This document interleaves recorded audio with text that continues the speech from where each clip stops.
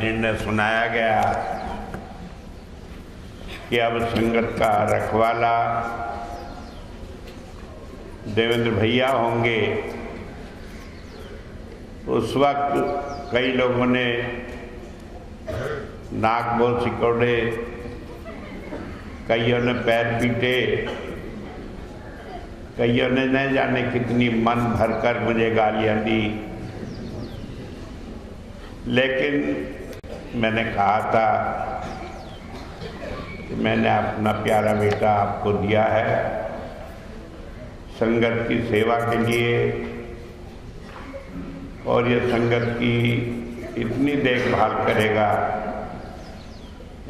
कि लोग मुझे भूल जाएंगे। और मुझे खुशी है कि ठीक वही जो मैंने सोचा था, कारण यह है कि वो मेरा सोचा हुआ नहीं था, वो परमात्मा की सोच थी। परमात्मा ने मुझे कहा, मैंने कह दिया, वो सही हुआ।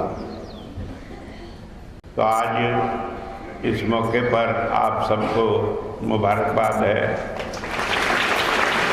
और मैं आपको आज एक संदेश देना चाहता हूँ जो आप बड़े गौर से सुनेंगे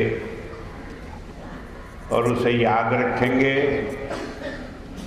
तो दुनिया की हर चीज़ आपको मिलेगी, किसी चीज़ की आपको कमी नहीं रहेगी।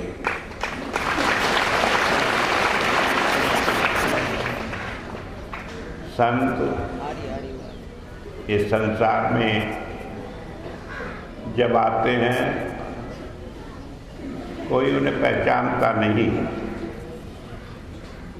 और पहचानने की बात तो छोड़ दें, कई बार तो कई उल्टी उल्टी बातें उनके लिए कही जाती हैं। कोई कहता है वो कुराहिया है, उसे रास्ता नहीं, कुमारी है, कोई पत्थर फेंकते हैं, कोई दूसरी बातें करते हैं उसके लिए। और आज ऐसे ही एक संत की एक बात मैं आपके सामने ले रहा हूँ। कबीर साहब ने कहा, कबीरा मन निर्मल भया जैसे गंगा नीर,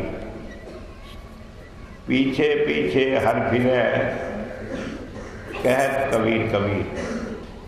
इसमें एक बात कही गई है कि परमात्मा संत के पीछे पीछे फिरता है। क्यों फिरता है? कि उसकी चिरौरी करता फिरता है, उसकी खुशामद करता फिरता है कि कुछ काम बता, मैं भी तेरा कोई काम करूं। क्यों करूं? जिससे कि परमात्मा संत की नज़र में अच्छा हो जाए। क्योंकि संत को अगर कोई काम है तो परमात्मा को प्रकट करना है, परमात्मा को इस संसार में लोगों को बताना है, और परमात्मा की प्रशंसा केवल वही होती है जो संत करता है। परमात्मा की दूसरा कोई आदमी तारीफ कर ही नहीं सकता, क्योंकि वो न जानता है न पहचानता है। और परमात्मा अगर अगाध है, उसकी कोई नाप नहीं हो सकती, इसलिए उसे कोई बताएगा क्या। तो कहा है कि परमात्मा संत के पीछे पीछे फिरता है, और क्या कहता है कि कुछ काम मुझे बता। जब लोग ये बात सुनते हैं, कहते हैं, ऐसा मालूम पड़ता है कबीर का तो दिमाग ही फिर गया, उल्टी उल्टी बातें करता है। भला परमात्मा को क्या जरूरत हो रही जो संत के पीछे फिरे? और हमने तो कहीं देखा नहीं परमात्मा को संत के पीछे फिरता। कैसे हम कहें कि वो संत के पीछे फिरता है? भाई कबीर की तो मुझे मालूम नहीं, लेकिन मुझे अपनी मालूम है कि परमात्मा वाकई में संत के पीछे पीछे फिरता है और ठीक यही कहता है कि मुझे कोई काम तो बता, मैं तेरा कोई काम करके अपने को धन्य समझूंगा। क्यों? क्योंकि सारे जीवन भर हम दृष्टिपात डाले उसके कामों पर, जो काम हम कहते हैं संत ने किए, वो संत के बूते की बात ही नहीं। कई बार तो उसे मालूम ही नहीं होता ये काम हो कैसे गया। मैं आज आपको अपने जीवन की घटनाओं से ही ये बतलाऊंगा कि परमात्मा कैसे पीछे पीछे फिरता है। जब ये सब बातें याद आती है तो मुझे याद आ जाता है वो जमाना जबकि 1976 में हमें काम शुरू किए हुए थोड़ा ही समय हुआ था। मैं सादरे से बरेली आ रहा था जुलाई के सत्संग के लिए, बाबा सावन सिंह जी महाराज के जन्म दिवस को मनाने के लिए। सुबह सादरे से चले और 1.5 घंटा करीब सफर करके गजरोला में भजन के ढाबे पर आ गए। उन दिनों छोटा सा ढाबा था, बाहर कुर्सियाँ लगी हुई थी। हम लोगों ने कार खड़ी की। कार भी उन दिन ऐसी थी, टूटी फूटी पुरानी से एक लेनी थी, लेकिन चल रही थी।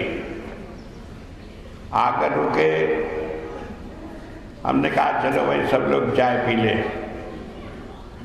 सुशीला जी साथ थी, कहने लगे सुबह ही चले थे, वहां से कुछ खाया नहीं,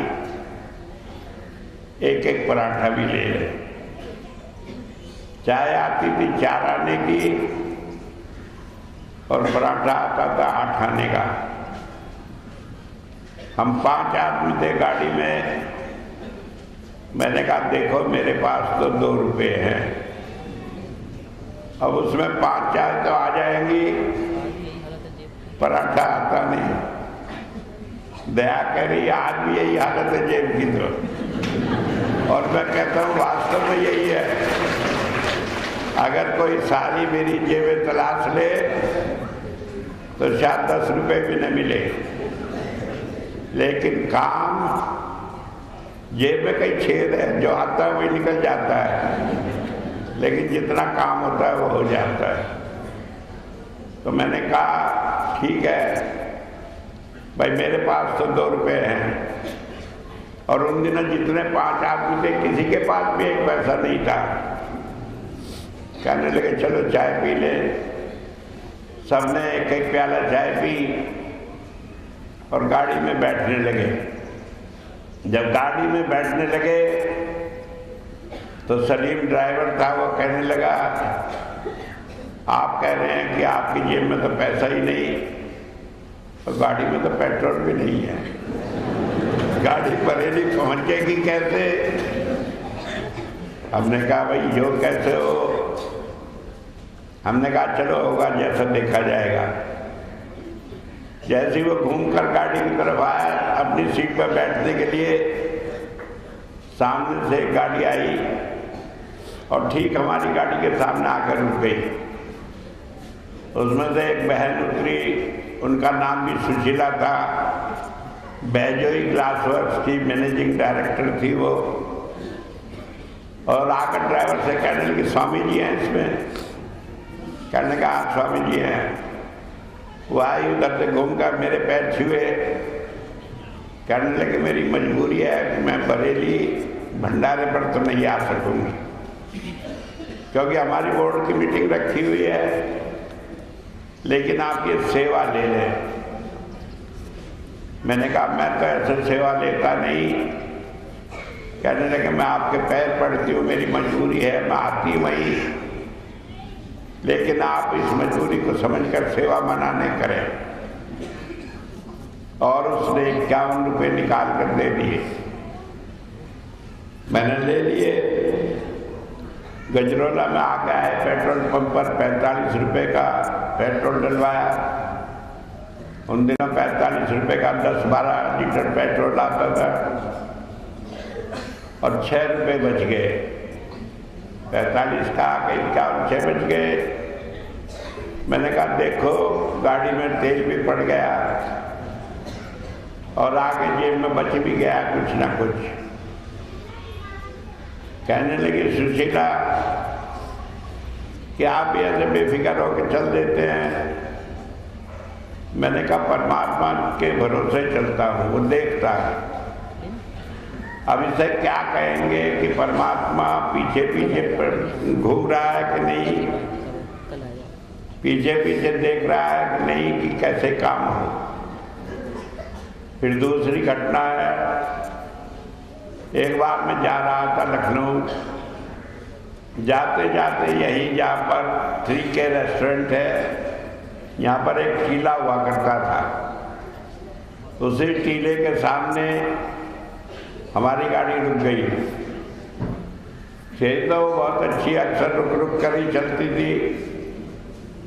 तो जब रुक गई मैंने ड्राइवर से पूछा कि क्या हुआ। कहने लगे गाड़ी पिकअप नहीं ले रही है, उठ चल नहीं रही है, रफ्तार नहीं ले रही है। मैंने आंख बंद करी।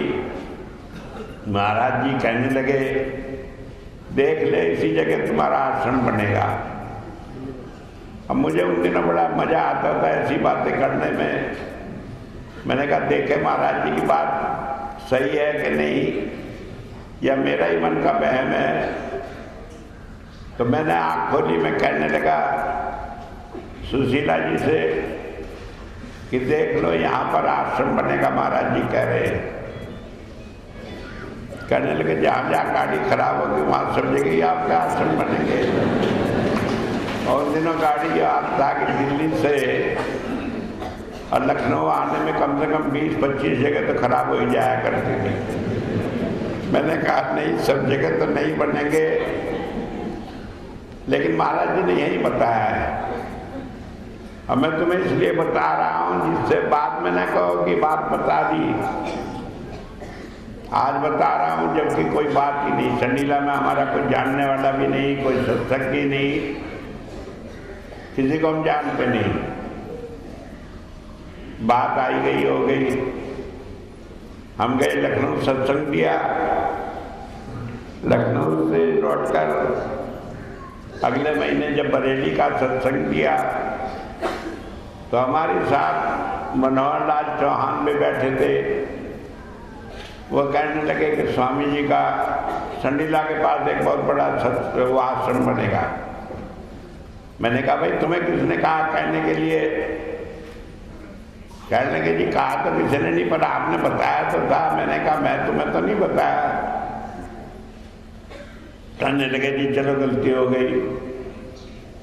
अब हमने कहा कि ये तो बात फैल गई।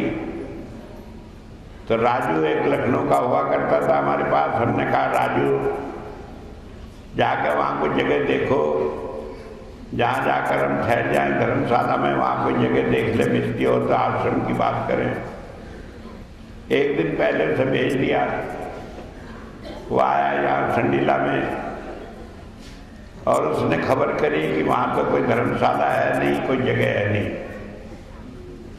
कहने लगे मैंने एक मंदिर पे बाबा जी से बात कर ली है, वहाँ आप ठहर सकेंगे। मैंने कहा ठीक है। अब उसके बाद में इधर से सीतापुर की तरफ से आया निमिषारण्य होते हुए, और जब यहाँ पर चंडीला में प्रवेश किया वहीं शीतला मंदिर के पास राजू और बाबा सेवादास वहीं पर खड़े मिले। और बाबा सेवादास करीब 80 साल के निर्मोही संप्रदाय के बहुत ही त्यागी पुरुष थे। देखकर हाथ जोड़कर पैरों में पड़ गए।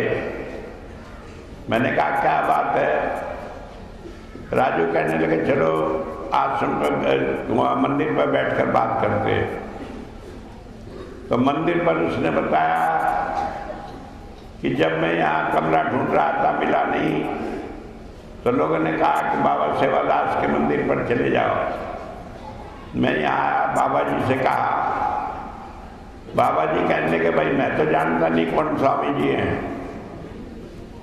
लेकिन ठहरने की कोई मनाही नहीं, मंदिर है, आकर खुशी से ठहरे। लेकिन कहने लगे मुझे 6 महीने पहले एक स्वप्न हुआ था और स्वप्न में किसी ने ये कहा था, कहने लगे एक संत आएंगे और यहाँ पे एक बहुत बड़ा आश्रम बनाएंगे और मुझे ये हुक्म दिया था कि मुझे उनकी मदद करनी है। मुझे दिखाया भी था उन संत को और ये वही हैं जो आज मैं देख रहा हूँ। अब ये काम किसका है? कौन कह सकता है परमात्मा पीछे पीछे नहीं फिर रहा है? पहले से मालूम होना, गाड़ी खराब हुई कि यहाँ आश्रम बनेगा, यहाँ आकर देखना, उसका मिलना, उससे पहले से प्रेरणा देना। और जब बाबा सेवादार सर में दोपहर बाद आए यहाँ पर, तो यहाँ पर पीछे एक महुए का पेड़ था, उसके पास हम नहर पर खड़े हुए, तो दोनों खड़े हुए थे, 2-3 आदमी और साथ थे। तो एक आदमी पास आया, कहने लगे बाबा जी, वो जानता था बाबा जी को, कहने लगे क्या कर रहे हो? कहने लगे भाई यहाँ कहीं देख रहे हैं कोई जमीन बिका हो। कहने लगे यही बिका हुआ है उसमें आप खड़े हैं। कहने लगे किसकी है? कि यहाँ से 5-6 किलोमीटर पे एक गाँव है, उसमें फला आदमी की है। कहने लगे तुम जानते हो उसे? क्या हाँ जानता हूँ। कहने लगे कहो तो मैं बुला के लाऊं उस आदमी को। कहने लगे अच्छा भाई लिया, उसे साइकिल पर बिठा कर लाया मंदिर पर। जरा ही बात कही, वो कहने लगे इतने पैसे लूँगा जी। मैंने कहा ठीक है, बात हो गई। यहाँ पर मुश्किल से 3-4 घंटे में शाम तक बात पक्की हो गई। उसके बाद गए लखनऊ में जाकर बताया, बात सब चली, थोड़े दिन रहे। फिर उसके बाद जून की बात थी, जुलाई में हमने तय किया कि यहाँ पर काम शुरू किया जाएगा। पत्थर लगाया और फिर सितंबर में काम शुरू किया। अब जब कहने लगे यहाँ चर्चा हुई कि एक बाबा होंगे, बहुत बड़ा आश्रम बनेगा, इतना बड़ा परिवार, तो मैं आया यहाँ पर। गाड़ी थी, 4-5 आदमी थे हम लोग। वहाँ सड़क के किनारे जहाँ रेस्टोरेंट था, वो टीला था, उसी के पास में सड़क पे गाड़ी खड़ी करके काम शुरू किया। कितने रुपए थे जेब में? 110 रुपये। संडीला में कोई सत्संगी नहीं था, कोई आसपास जानता नहीं था, लखनऊ से पहले किसी को हम नहीं जानते थे। 110 रुपये जेब में और बाबा चले यहाँ आश्रम बनाने। बाहर लाखों करोड़ों की बात करें। अगले दिन स्टेट बैंक का मैनेजर आया, यहीं पर बैठे कुर्सी डालकर। कहने के बाबा जी आपका अकाउंट में अपने बैंक में खोलना चाहता हूँ। मैंने कहा अकाउंट तो रुपये से खुलेगा। कहने के रुपये तो होंगे ही आप पे जब इतना बड़ा आश्रम बनाएंगे। मैंने कहा 110 रुपये थे, वो रात खर्च हो गए, वो भी बाकी नहीं रहे, क्योंकि उसमें तो 45 रुपये का तखत ले लिया है और 40-45 रुपये की लकड़ी और राशन और सामान लेके 5-4 ईंटें रख के चूल्हा बनाकर उसमें रोटी बना दी, वो भी खत्म। कहने के फिर आश्रम कैसे बनाओगे? मैं कहा आश्रम तो बनाएंगे भाई। कैसे? मैं कहा कैसे कि हमें भी नहीं खबर कैसे बनेगा, और बन रहा है। हालत यह है कि उस जमाने में करीब 500 आदमी रोजाना काम करते थे, जो यहीं पर ठहर कर काम करते थे। उनका खर्चा कुछ होगा, 1 बोरी रोजाना आटा लग जाया करती थी। लेकिन जेब में अगले दिन के राशन के लिए सामान नहीं होता था। दोपहर को रोटी बननी तो सुबह ही आटा 1 बोरी लानी, रोटी बनानी, सारा काम करता। अगले दिन की फिक्र नहीं। मकान तो कोई था ही नहीं। 4 अपना बांस काट लेने, उनके ऊपर फूल छाप लिया, उसी के नीचे पड़े, या यहाँ पे गड्ढे खोद खोद कर थोड़ी देर उसी में से पानी निकाल के पीना, दिन भर काम करना, रात को काम करना। रात को बारिश हो तो अपना लग जाना मिट्टी खोदने पे कि क्या करना पड़े, भीगेंगे, इससे अच्छा तो सेवा ही करो कुछ। और उसके बाद भी हालांकि चर्चा तो बहुत हुई, संडीले में भी हुई, करने के एक बाबा आके पढ़ गए यहाँ, अब रोज यहाँ चंदा मांगने आया करेंगे। मैंने कहा ऐसा तो हमारे यहाँ सिस्टम ही नहीं, अगर कभी मांगने आऊँ तो कोई मत लेना। और परमात्मा की ये दया है कि आज तक करीब करीब 31 साल हो गए, किसी से मांगने गया नहीं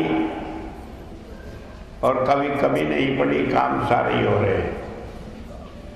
क्यों हो रहे हैं कि महाराज जी ने शुरू में ये हुक्म दिया था कि 1 रुपये पैसे का काम मेरा, तुम काम करते चलो, पैसे के लिए तुम्हें कहीं मांगना नहीं पड़ेगा। मैंने बताया जब महाराज जी ने मुझे कहा काम करने के लिए, तो मैंने उनसे 4 शर्तें तय की। भीड़ तो मैं भी बहुत था, मैंने कहा मेरे से काम कराना है तो मेरी 4 बातें माननी पड़ेगी। मैंने कहा पहली बात यह है कि मैं मांगने किसी से नहीं जाऊंगा। दूसरी बात यह, मैं कहने किसी से नहीं जाऊंगा कि मैं गुरु हूं, आके मेरे से नाम लो। जिसे आप भेज दोगे उसकी सेवा करूंगा, सब तरह संभाल करूंगा, लेकिन कहने किसी को नहीं जाऊंगा। और तीसरी बात यह है कि जो मेरे से नाम लेगा, जुड़ा रहेगा, उसे दोबारा जन्म न लेना पड़े। और चौथी बात यह है जो मैंने उस वक्त कही कि ये बहुत बड़ी दिक्कत है कि लोग संत के पास आते हैं, जुड़े रहते हैं, आश्रम बनते हैं और उनके झोला छोड़ते ही वो डेरा काल का डेरा हो जाता है। अगला संत ढूंढता फिरता है कहाँ अपना डेरा जमाए। मैंने कहा मैं चाहता हूँ जहाँ बैठकर मैं काम करूँ वहीं अगला संत हो, वहीं आगे तक ये काम रूहानियत का चलता रहे, लोगों को वो कष्ट न उठाना पड़े। और चारों चीजें पूरी हो गई। और किस तरह पूरी हो गई कि लोगों ने देखा एक एक काम के लिए महाराज जी की हमेशा ही दया होती रही। किसी काम में कोई सोचना नहीं पड़ा, मन में कोई ख्याल आया नहीं, उससे पहले वो चीजें पूरी हो गई। मैंने बताया जब हम यहाँ 77 में बैठे, बरसात का मौसम था, तो तभी अगले साल 78 में यहाँ वीडियो आए, वीडियो साहब, मैं वहाँ बैठा था एक पेड़ के नीचे, और पेड़ भी कीकर का, ना उसके नीचे छाए ना आराम, लेकिन जहाँ कुछ नहीं होता वहाँ कीकर का पेड़ ही बड़ा पेड़ होता है। तो मैं बैठा था,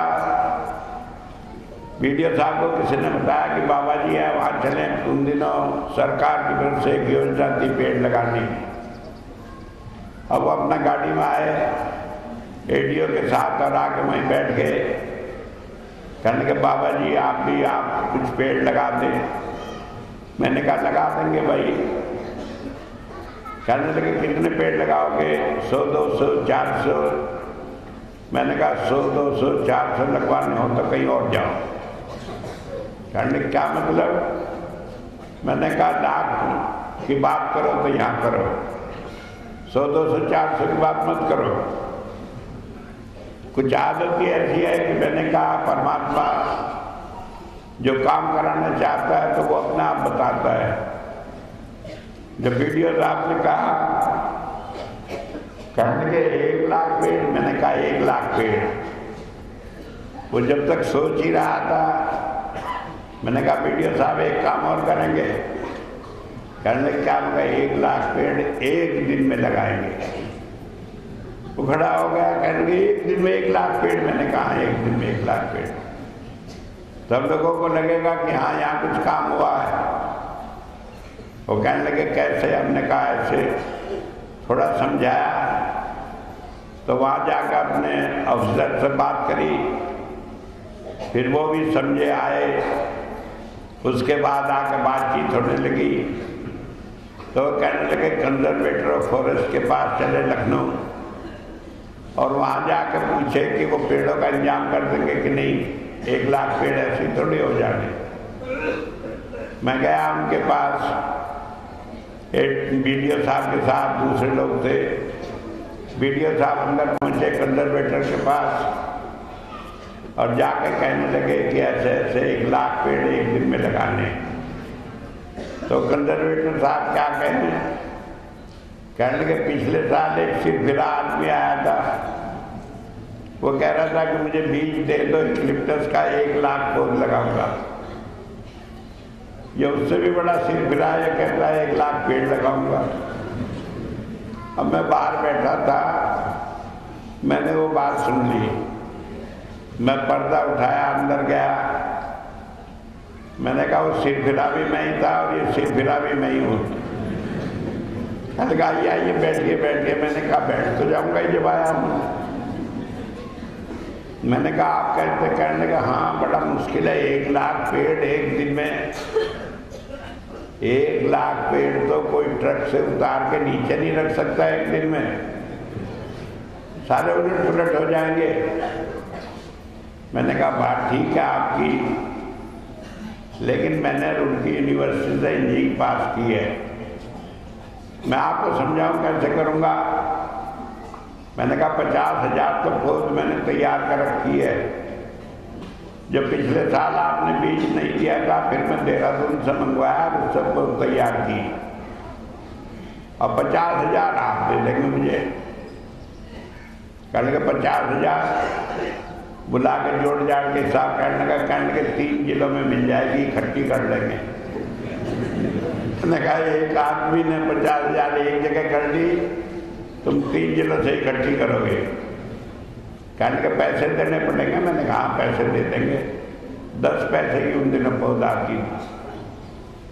तो कहने लगे फिर कैसे होगा। मैंने कहा जितनी जमीन है उसके प्लॉट काट दिया अपने नक्शे पर, उनका नंबर दे दिया और एक प्लॉट का एक इंचार्ज रहेगा, उसके जिम्मे 20 आदमी रहेंगे। वो गड्ढे तैयार रखेंगे, पौध हम वहाँ पहुँचा देंगे और हमारे सत्संगी जब तक पौध नहीं लगा लेंगे तब तक वहाँ से हटेंगे नहीं। और इस तरह सारा सिस्टमेटिक चीज है, वो 1 दिन में हो जाएगा। कहने लगा हाँ ऐसा तो हो जाएगा। कहने लगे लेकिन उनमें पानी कहाँ से आएगा। मैंने कहा हमने 2000 डब्बे डालडा के खाली तैयार किए हैं, उनमें तार बांध दिया और बच्चे हमारे पास हैं जो सेवादार, वो सब उसमें पानी लेते चलेंगे। कहने के प्लानिंग तो अच्छी है। मैंने कहा ठीक है, बात पक्की हो गई। अब जब वहाँ से आए पौध उन्होंने दी, सब कुछ हुआ, लगे, हमने शुरू किया और 19 घंटे में लगातार लग के वो पेड़ पूरे हो गए। सबने देखा। उन्होंने शारदा भगत सिंह जी राजस्व मंत्री थे, जो गंगा भगत सिंह हैं इनके बड़े भाई, वो आए उस मौके पर और आकर कहने लगे, यहीं पर कहा, कहने लगे संत ये काम कर सकता है, बाकी दुनियादार के बस का नहीं। अब जब यहाँ पेड़ लगा रहा था तो वहाँ के एक अफसर आए, कंजर्वेटर के ऑफिस के थे। कहने लगे रिहाली जमीन है, इसमें नीचे कंकड़ पड़ा है और ये सारे पेड़ जो है 1 महीने में सूख जाएंगे और तब इन बाबा जी का संतपना निकल जाएगा। मैंने तो सुन लिया। मैंने कहा अब तो मैं क्या कहूँगा आपको, आप अगले साल आना और तब देखना यहाँ पर आकर। और बाई चांस वो अगले साल आए और मैंने दिखाया एक पेड़ तो 40 फुट ऊंचा था। करने का यह तो एक हमने कभी देखा ही नहीं, 1 साल में एक 40 फुट ऊंचा पेड़ हो जाए। मैंने कहा यहाँ पेड़ तो पहले था नहीं और ये पौध हमने लगाई थी। तो देख कर ताज्जुब हुआ, कहने के ये तो अजीब तमाशा है। और देखते ही देखते यहाँ देह में जहाँ लोग कहते थे कि यहाँ पेड़ नहीं होगा, घास नहीं होगा, तिनका नहीं होगा, आज यहाँ पर पेड़ ही पेड़ नहीं बल्कि इंसान बनाए जा रहे हैं और उनकी खुशबू सारी दुनिया में फैल रही है। आज संडीला का नाम सारी दुनिया में है और सारी दुनिया में संडीला का नाम संत कृपाल नगर के वास्ते लिया जाता है। मैं मानता हूँ पहले संडीला का नाम लड्डू के लिए लिया जाता था, लेकिन यूपी में और थोड़ा हिंदुस्तान में कुछ हिस्से में, लेकिन आज सारी दुनिया में है। और यहाँ की मिट्टी को विदेशों में लोग शीशे में भर के अपने ड्राइंग रूम में रखे हैं और सुबह हाथ जोड़ते हैं। ये उस भूमि की मिट्टी है जहाँ पर समुद्र रहता है। तो ये किसका कमाल है? ये परमात्मा का कमाल है, जिसने तय किया, जिसने प्रेरणा दी, जो आगे पीछे रहकर चलकर सारे काम यहाँ के लिए कराया। और उसके बाद भी लोग कहें कि परमात्मा पीछे नहीं फिरता संत के, और हम कहते हैं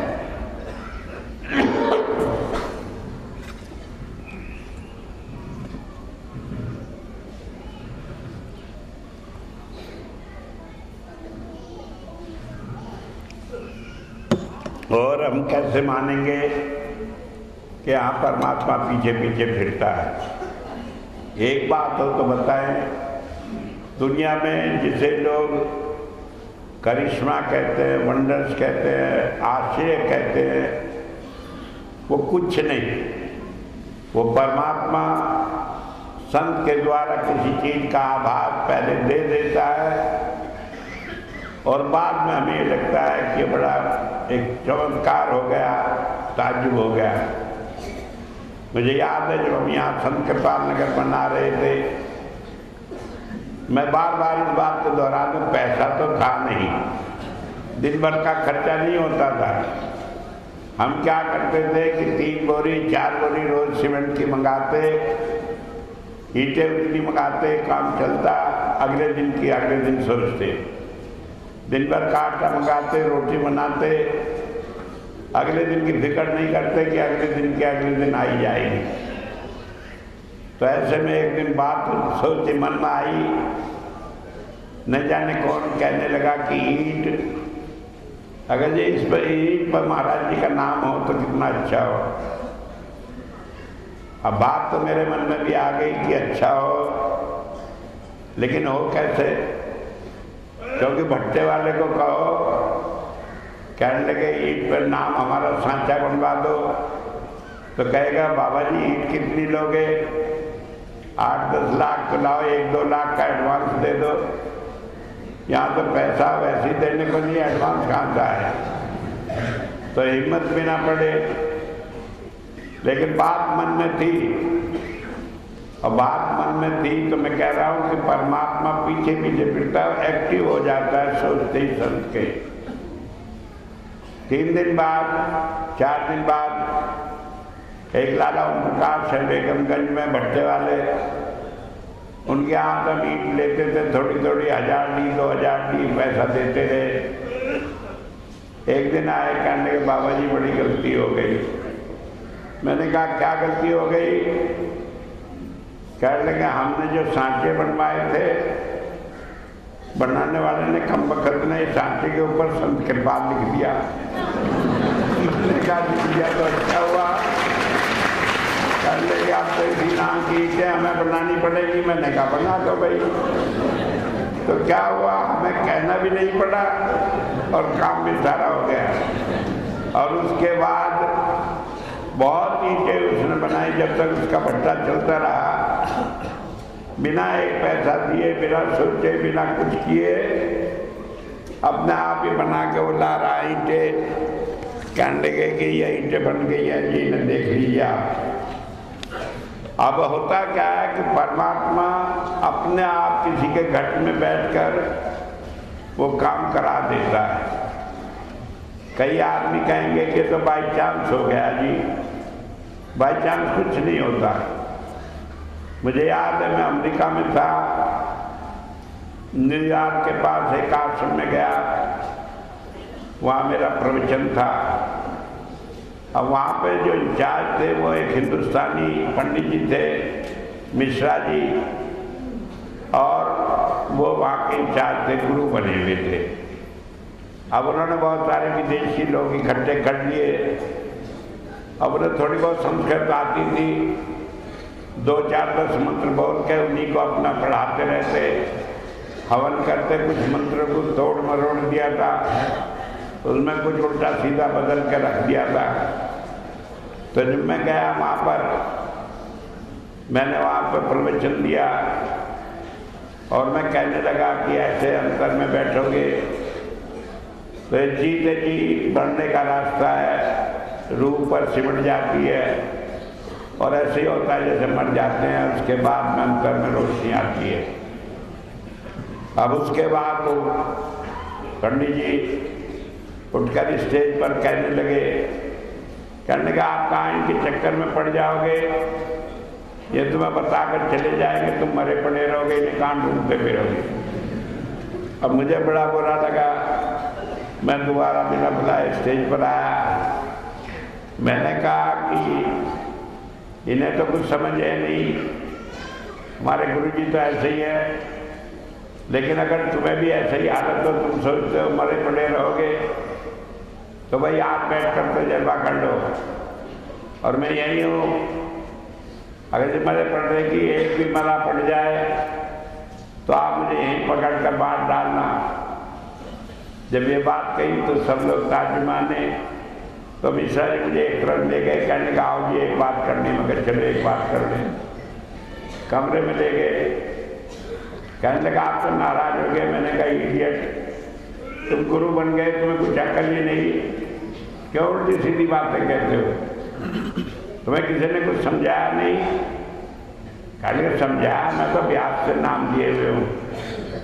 मैंने कहा तुमने व्यास से नाम दे रखा और तुम्हारी खोपड़ी खराब हो गई, तुम कह रहे हो कि अंदर में रोशनी आती है, ऐसे मरे पड़े रहोगे। तुम्हें किसी ने बताया नहीं वहाँ पे ऐसे होता है। कहने का हाँ बताया तो था जी। मैंने कहा फिर कि मुझे तो कभी कुछ हुआ नहीं, ना रोशनी आई ना कुछ हुई, और मैं वहाँ हिंदुस्तान में था, होम्योपैथिक का डॉक्टर था। 10 रुपये दे के मैंने डिग्री ले ली थी, आता जाता मुझे कुछ है नहीं, प्रैक्टिस चली नहीं, मैं यहाँ चला आया। पंडित था, महामृत्युंजय जानता था और गायत्री मंत्र इसी को तोड़ मरोड़ कर अपने मंत्र बना दिए। इन्हीं से लोगों को बहकाए रखता हूँ, पैसे मिल जाते हैं, गुजर हो जाती है। 1 लाख रुपए की बंधी हुई आमदनी है, खूब आराम से कट रही है। मेरी वजह से रोशनी हो अंदर में या अंधेरा हो, लेकिन मेरा तो चांदना हो रहा है। मैंने कहा तुम्हें ख्याल है कि तुम नरकों में जाओगे जो तुम कर रहे हो? तो कांपने लगा। मैंने कहा, फिर कहने लगा क्या हो? मैंने कहा हो क्या है, ठीक रास्ता बताओ। कहने लगा ठीक रास्ता बताऊँ तो रोशनी तो मुझे नहीं आती, नहीं क्या आएगी, अब फिर मेरा धंधा चौपट हो जाएगा। मैंने कहा नहीं, ये चौपट नहीं होगा, ऐसा है मैं रास्ता बता दूंगा, बाकी तुम इन्हें कराते रहना, अब गुरु तुम ही रहोगे, दक्षिणा तुम ही लेते रहना, मुझे लेनी देनी नहीं। कहने के अच्छा जी। तो उन्होंने अगले हफ्ते का फिर प्रोग्राम रखा। अब वहाँ जाकर मैंने अपनी बात कही और कहने के बाद सत्संग में पूरा नामदान के और नाद की बात कही और उसके बाद में फिर नामदान की बात आई। तो उनकी मिश्रा जी की एक सेक्रेटरी थी, आयरिश महिला थी, वो आयरलैंड की रहने वाली थी, तो वो बड़ी तेज थी और उसका नाम बदल के उन्होंने सरस्वती रख लिया था। डॉक्टर सरस्वती कहते थे उसे। ये हिंदुस्तानी जितने जाते हैं गुरु बहा बनकर, ये पहले नाम ही बदलते हैं लोगों के। और उसके बाद में वो कहने लगे, जो हमारे साथ आदमी था रूढ़ी वर्ष, कहने लगे कि ये सरस्वती बहुत तेज है, आप इसके चक्कर में मत पड़ना, बड़ी बेइज्जती करती है लोग। मैंने कहा देखी जाएगी। जब नाम देने का नंबर आया तो वो भी आके बैठ गई, कहने लगे इसे बाहर निकाल दो, इसे मत नाम देना। मैंने कहा किसी को कैसे बाहर निकाला जाएगा, जो बैठ गई तो बैठ गई। अब वो नाम दिया, नाम देकर बताया, बिठा दिया भजन पर। तो थोड़ी देर बाद वो बड़ी जोर से चिल्लाई। जब चिल्लाई मैं उसके पास गया, मैंने कहा डॉक्टर सरस्वती माथे पर ध्यान को जाप चलता रहे। मैंने माथे पर उसके अंगूठा टिकाया, जाप थोड़ी देर कराया, उसका ध्यान लग गया। 1 घंटा बिठाया। 1 घंटे बाद सबसे पहले मैं उसी से पूछने गया। मैंने कहा पहले इसी से पूछो क्या हुआ। मैं जाकर कहने लगा क्या बात हुआ, तुम क्यों चिल्लाई थी, डर गई थी? कहने लगे मैं तो नहीं चिल्लाई। मैंने कहा तुम चिल्लाई थी? कहने लगा आप झूठ बोल रहे हैं, मैं तो चिल्लाई नहीं। मैंने कहा बताओ इसका क्या करें। मैंने कहा जब बैठी थी ध्यान में तुम्हें काली दिखाई दी और उसे देखकर तुम डर गई, चिल्लाई। कहने लगे मुझे कुछ नहीं दिखाई दिया, मैं कह रही हूँ चिल्लाई नहीं। मैंने कहा उसके हाथ में तलवार थी, उसे देखकर तुम डर गई। कहने लगे मैं तो आपसे कहा मैं चिल्लाई नहीं। मैं फिर कहा जब उसने तलवार घुमाई तो तुम्हें लगा कि लग जाएगी तुम्हारे, कहाँ तक डर गई मैं। मैंने कहा जब तुम्हें कोई तलवार दिखाई नहीं दी, काली दिखाई नहीं दी, तो तलवार कहाँ से घुमा दी?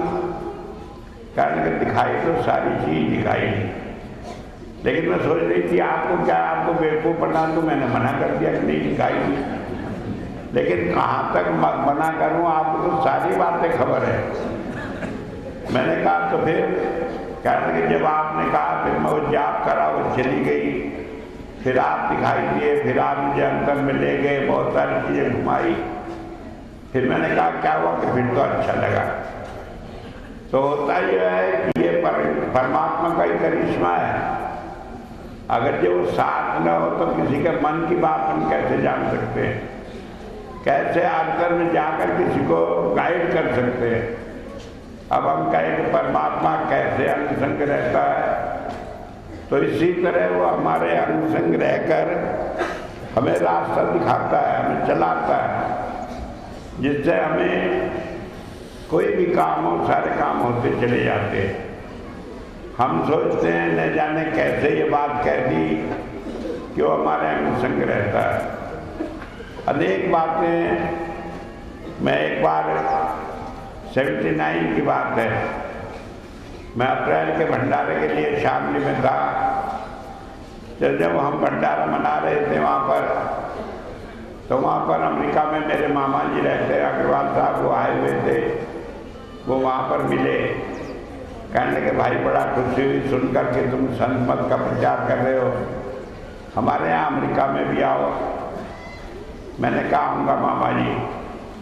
कहने लगे नहीं अब की दफ़े आओ बस, और तुम्हारे सबके टिकट में भेज दूंगा। मैंने कहा टिकट तो भेजने की जरूरत नहीं, लेकिन मैं आऊँगा जरूर। कहने कब आओगे? मगर दिवाली पर वहीं मिलूँगा। जब वो गए इधर को तो मेरी वाइफ कहने लगी कोई और दूसरा है अमेरिका में? मैंने कहा नहीं दूसरा तो कोई नहीं है। कहने लगे एक आदमी टिकट भेजने को कह रहा था, आपने उसे मना कर दी। मैंने कहा इसलिए मना कर दी कि इन्हें भेजना नहीं है, भेजने वाला है वो भेजेगा, तुम क्यों चिंता कर रही है? कहने लगा आप तो अपने बनाए काम को बिगाड़ देते हैं। मैंने कहा चलो ऐसे ही। अब वहाँ से हम आ गए, वहाँ से लौट के जैसे संत कृपाल नगर यहाँ पर आए, तो वहाँ पर जर्मनी से मिसेस फिटिंग्स का एक लेटर मिला और उसमें दुनिया भर की गालियाँ लिखी थी। गालियाँ क्यों लिखी थी? उन्होंने लिखा मुझे पता लगा कि आप अपने को महाराज जी का उत्तराधिकारी बताते हैं, आप नालायक हैं, आप ऐसे हैं, मेरे गुरुजी तो बहुत महान थे, आप ऐसे कैसे हो सकते हैं? और आप इस गलती को न करें। मैंने सीधा सा चिट्ठी लिख दी वापिस कि भाई न तो मैं अपने को उनके बराबर बताता हूँ और न मैं कोई उत्तराधिकारी बताता हूँ। उन्होंने कहा कि उनका काम करना, मैं काम कर रहा हूँ। अगर आपको नहीं पसंद तो आप ना माने। फिर उसके जवाब में उन्होंने लिखा कि तो बेकार की बात है, सरघमंडी आदमी ऐसे कहते हैं, आप भी अपने मन से रचना कर रहे हो और आप इस काम को तुरंत बंद कर दें। दूसरा लेटर आया तो मैं उसके जवाब में फिर लिख दिया कि भाई मैं तो महाराज जी के हुक्म से काम कर रहा हूँ। वो कहेंगे तो बंद करूँगा, तुम्हारे कहे से तो बंद करूँगा नहीं, लेकिन तुम मानो या न मानो तुम्हारी मर्जी।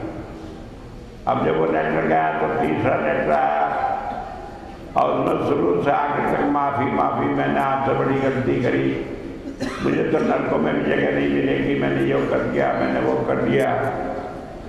और आप यहाँ पर आए, यहाँ पर सत्संग में जो भी कहे वो मैं करने को तैयार हूँ, लेकिन आप मना मत करना आने से। आप यहाँ कुछ दिनों का प्रोग्राम रखे और आप बताएं कब आ सकते हैं। तो मैंने सोचा नहीं जाने क्या दिमाग में है। मैंने कहा भाई हम 5 आदमी आएंगे और 2 महीने का टाइम निकाल कर रख सकते हैं, जिसमें अमेरिका भी हमें जाना है। कहने लगे अच्छा। उन्होंने 9 देशों का प्रोग्राम बनाकर भेज दिया। अब जब बनाकर भेज दिया, यहाँ से हम गए 5 आदमी। कहने का मतलब वो सारी यात्रा में जो बिल्कुल नहीं थी, कोई जानकार नहीं था, हर जगह परमात्मा गाइडेंस मिलती रही। हम जाते पहली दफा एथेंस में उतरे, 4 बजे सुबह को अंधेरा था। तो हम सोच रहे थे कि हमें यहाँ कोई पहचान वाली कौन लेने आएगा, क्या करेगा, कैसे हम जानेंगे। जैसे हम हवाई अड्डे पर उतर कर अपना सामान ढूंढ रहे थे, जहाँ सामान उतरता है जहाज से वहाँ देखना पड़ता है अपना अपना सामान।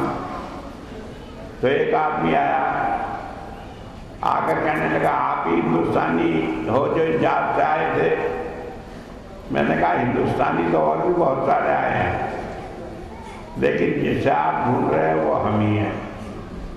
कहने लगा आप? मैंने कहा मैं दिव्यानंद हूँ।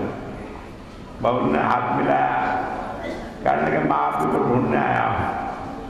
और 2-3 आदमी और बुला लिए, सारा सामान उठा दिया, क्योंकि वहाँ पर खुली वगैरह नहीं मिलता, सारा काम अपने आप ही करना पड़ता है। तो वो सब सामान लेकर जैसे ही वहाँ से बाहर निकले तो गेट पर ही 2 बहनें खड़ी रोने लगी। मैंने कहा क्या बात हुआ? कहने लगा आपने आने में इतनी देरी क्यों कर दी? मैंने कहा ये क्या चक्कर है भाई, मैं तो इसे देखा भी नहीं है, गले पड़ रही है पहली। मैंने कहा कैसी देरी हो गई?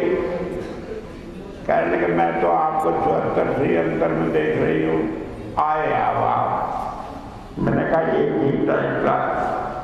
गए, जाकर उन्होंने एक होटल में इंतजाम करा हुआ था, वहाँ हम ठहरे। वहाँ पे वो आई, फिर बात हुई। कहने लगे 74 से मैं आपके दर्शन कर रही हूँ और मैं बार बार कहती हूँ कि ऐसा आदमी है, लेकिन कोई मानता नहीं। लेकिन वो इंचार्ज थी वहाँ की। फिर उन्होंने बड़ा काम किया वहाँ पे, फिटिंग्स भी फिर दिन में आई, तो बातचीत होने लगी। हमने फिटिंग से बात की। मैंने कहा तुम्हें पहले तो बड़ी नाराजगी थी, फिर बाद में कैसे यकीन आया? कहने के हुआ ये कि हम तलाश करते रहते थे कि कौन अगला महाराज जी का उत्तराधिकारी होगा। तो सत्संग में लोगों से भजन में बिठाते पूछते, तो पहले जब आपकी चिट्ठी आई जब तक तो कोई मालूम नहीं। फिर एक दिन पहले तो एक लड़की ने, फिर उसके बाद कई और ने बताया कि महाराज जी अंदर में आए हैं और कहा एक आदमी को दिखाकर सो एम आई कि मैं वही हूँ जो ये है, मेरे में इसमें कोई फर्क नहीं, मैं इसमें काम कर रहा हूँ। तभी से हमने सो एम आई स्वामी करके नाम लिखा। जनरली लोग स्वामी में SWAMI लिखते हैं, लेकिन मैं लिखता हूँ SOAMI स्वामी। तो वो कहने लगी फिर हमें यकीन आ गया और हमने आपको चिट्ठी लिखी तब जाना। तब मुझे याद आया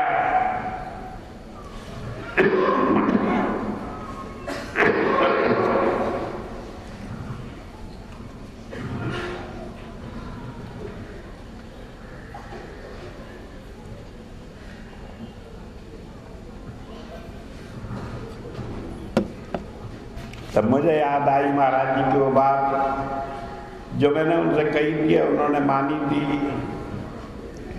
कि वो काम उनका है कि वो लोगों को बताएंगे, भेजेंगे, और लोग जब मेरे पास आएंगे तब मैं नाम दान दूंगा, उन्हें देखभाल करूंगा। और उसके बाद विदेश में एक नहीं अनेक बार अनेक लोगों को बिठाया, महाराज जी के दर्शन हुए और उन्होंने माना कि हाँ ये बात सही है। तो मैं बता रहा हूँ कि वो परमात्मा पग पग पर, कदम कदम पर हमारे सारे काम करता है और हमें विश्वास दिलाता चला जाता है। मैं एक बात कहकर अपनी बात खत्म करूँगा, और ये बात कई बार वैसे तो पहले भी बताई, लेकिन मुझे अच्छी लगती है कई बार कहने में। जब मैं सर्विस में था तो एक बार मेरा ट्रांसफ़र हरदोई कर दिया। अब मैंने पूछा हरदोई, उन दिनों मैंने कहा वहाँ कोई सत्संग होता है? कहने लगे कि वहाँ तो सत्संग होता नहीं। मैंने कहा फिर तो मैं वहाँ नहीं जाऊँगा। अब कहने लगे आपको जाना पड़ेगा, नौकरी है सरकारी। अब मैंने कहा नहीं जाऊँगा। अब कैराना में जहाँ मैं काम कर रहा था वहाँ कुछ पार्टीबाजी थी, कुछ लोग मेरे खिलाफ हो गए, कहने लगे नहीं इन्हें जाना ही पड़ेगा। अब वो जाके डायरेक्टर के यहाँ कोशिश करने लगे कि इनका रुके ना ट्रांसफ़र। कुछ आदमी मुझे लेके गए, चलो रुकवाएंगे। तो वहाँ पर डायरेक्टर से मिले, 7 दिन तक कोशिश करते रहे। डायरेक्टर भी एक जिद कि नहीं, उन्हें तो हरदोई जाना पड़ेगा। उन दिनों राष्ट्रपति शासन था, गवर्नर का रूल था। कई जो पहले मिनिस्टर थे उन्होंने भी सिफारिश करी, लेकिन उसने कहा नहीं, मैं नौकरी छोड़ दूंगा लेकिन इस आदमी का ट्रांसफ़र नहीं रोकूंगा, इसे हरदोई जाना ही पड़ेगा। सारी कोशिश करके मैं अपना लौट गया। जब लौट कर गया घर पर, रात को भजन पर बैठा। मेरा नियम था कि मैं रात में 12 बजे से सुबह तक भजन पर बैठता। तो बैठा, जब महाराज जी आए और कहने लगे क्यों भाई हरदोई नहीं जाना चाहता? मैंने कहा अभी आपको पता ही नहीं लगा, इतना तमाशा हो गया। 7 दिन इतने परेशान हो गए और आप कह रहे हैं कि नहीं जाना चाहता, आप मुस्कुरा ही रहे हैं, अभी आपको कुछ दिक्कत नहीं लगी? कहने लगे कि मैंने सोचा था कि पहले से अपनी कोशिश कर लेनी थे। मैंने कहा मैं सोचा कि क्या ट्रांसफ़र जैसी चीज़ आपसे कहूँ, इसलिए मैंने नहीं कही। कहने लगे जब मैंने देखा कि सारे उपाय कर लिए तो मैं ही कुछ कहूँ। कहने लगे अच्छा अब तुझे हरदोई नहीं जाना पड़ेगा। मैं कैसे? कि जाकर से डायरेक्टर से कह दे कि मैं हरदोई नहीं जाता। ये तो 7 दिन तक मैं क्या उससे बड़ा।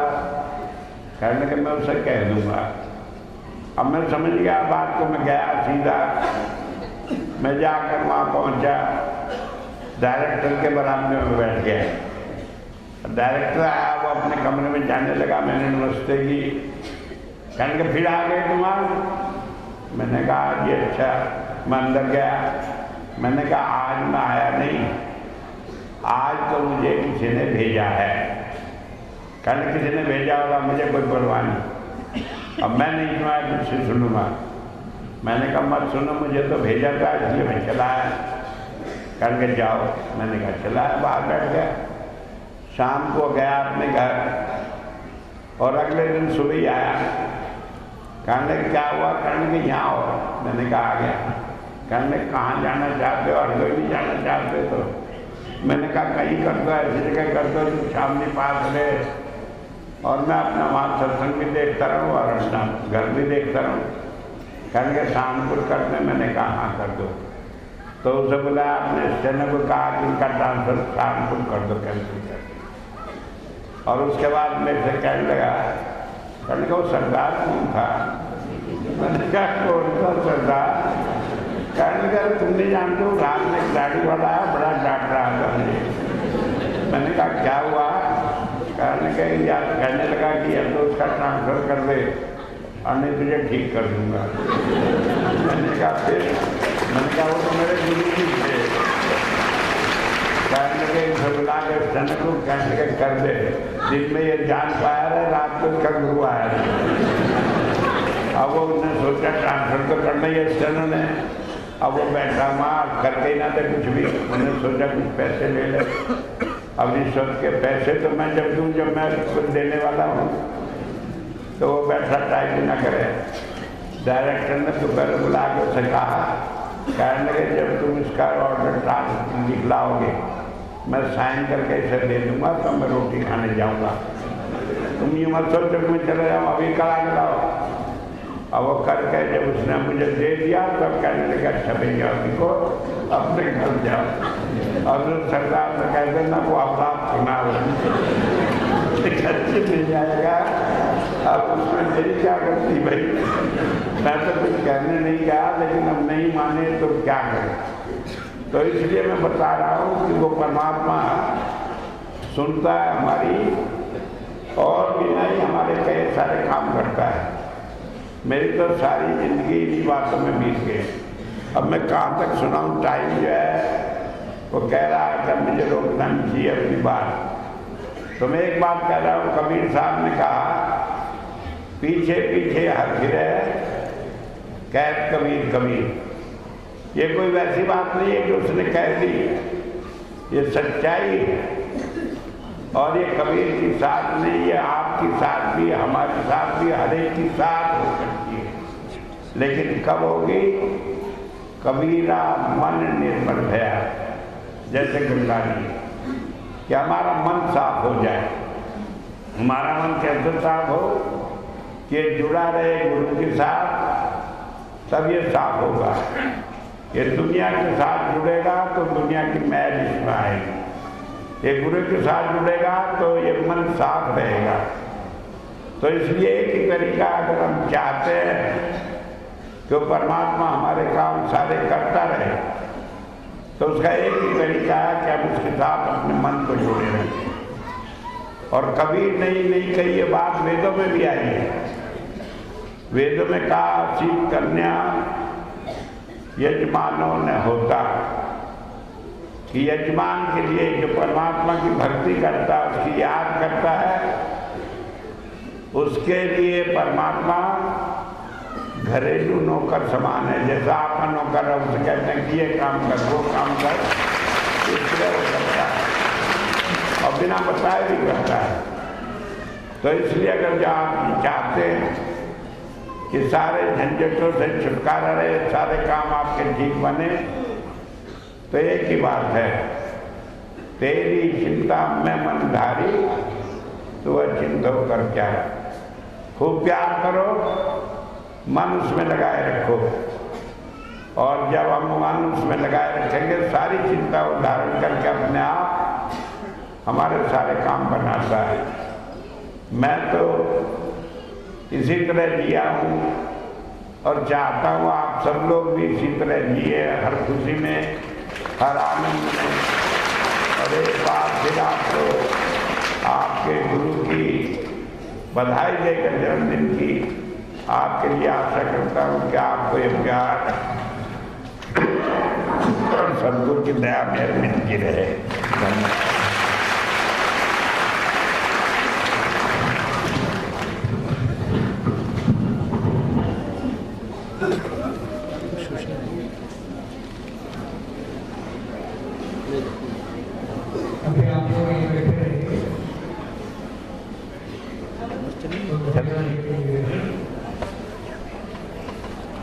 बोलो स्वामी विवेकानंद महाराज।